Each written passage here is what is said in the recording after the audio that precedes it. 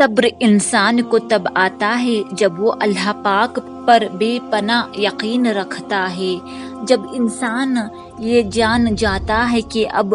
جو ہوگا اور پہلے جو کچھ بھی ہوا اس میں اللہ کی رضا تھی، پھر دل مطمئن ہو جاتا ہے، پھر کوئی چیز پہلے کی طرح تکلیف نہیں دیتی، بس ایک عجیب سا سکون مل جاتا ہے۔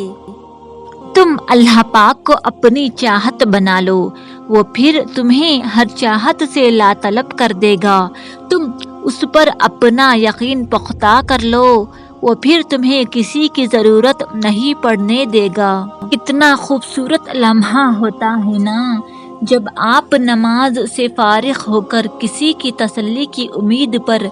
اپنا قرآن پاک کھولتے ہیں اور ایک آیت پر آپ کی نظر پڑتی ہے۔ تھوڑی دیر پہلے تھمنے والے آنسو پھر سے بہنے لگتے ہیں،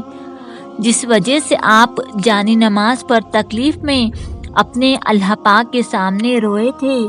اب اسی بات کی تسلی قرآن پاک کی آیتوں میں آپ کے سامنے ہوتی ہے۔